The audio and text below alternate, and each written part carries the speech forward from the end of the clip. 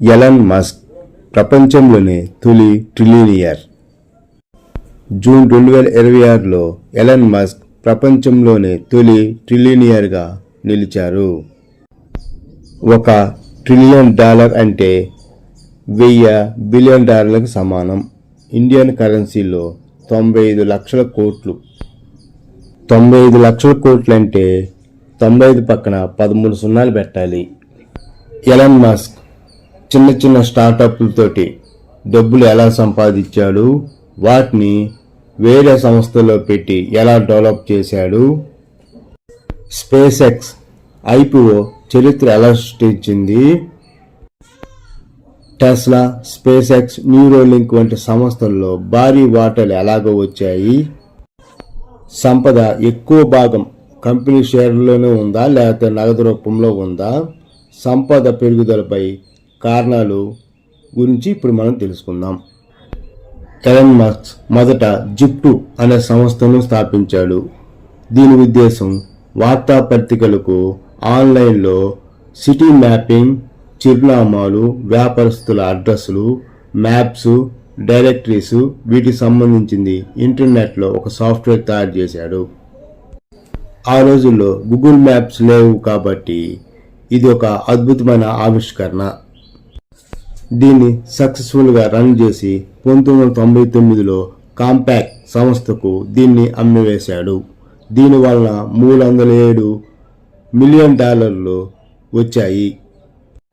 ఈ ఒప్పందం ప్రకారం మస్క్కి $22 మిలియన్ వచ్చాయి.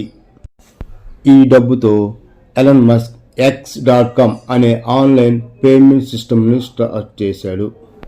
ఎలాన్ మస్క్ వచ్చిన డబ్బులతోటి 1999లో X.com అనే ఫైనాన్షియల్ సంస్థను స్థాపించాడు. అదే తర్వాత పేపాల్గా మారింది.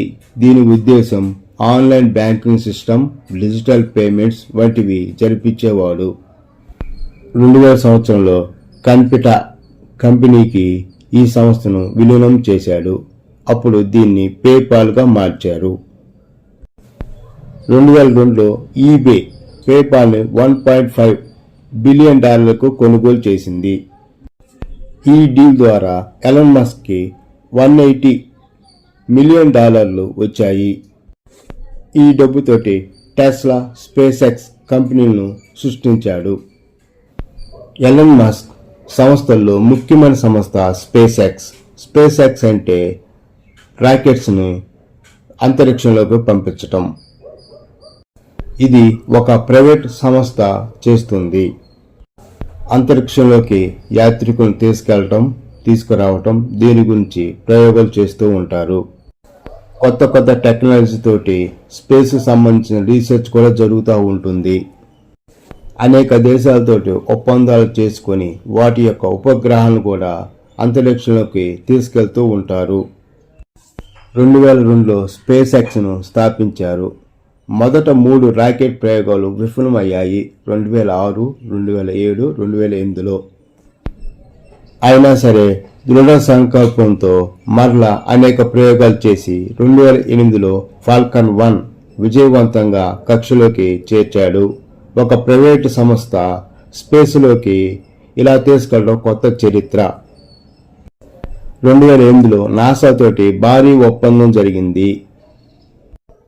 దీంతో సంస్థకు భారీ లాభాలు వచ్చాయి.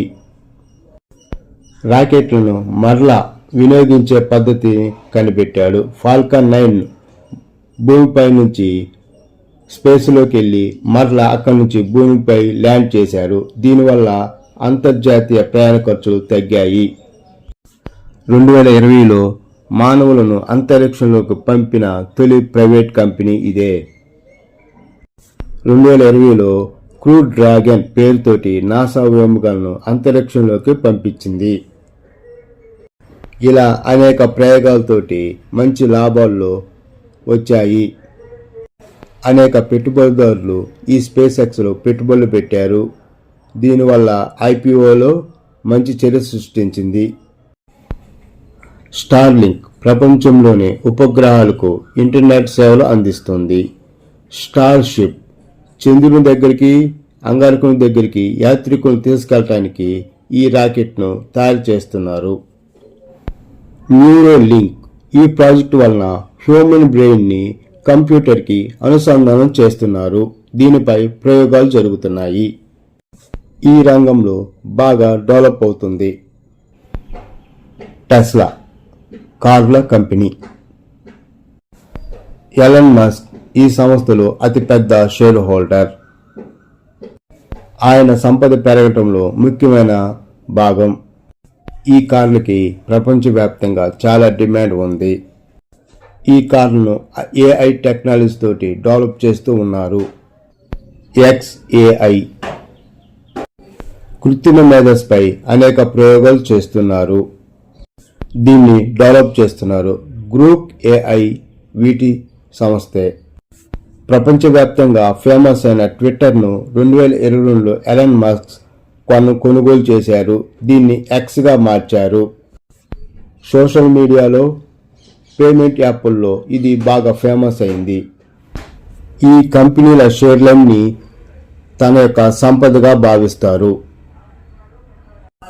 ఈ షేర్ల విలువ పెరిగితే తన ఆస్తి పెరుగుతుంది. షేర్ల విలువ తగ్గితే తన ఆస్తి తగ్గుతుంది. షేర్లను అమ్మకుండా ఉంచుకుంటారు. తన ఆస్తి మొత్తం నగదు రూపంలో ఉండదు. ఓన్లీ నెట్వర్క్ షేర్ల రూపంలో మాత్రమే ఉంటుంది.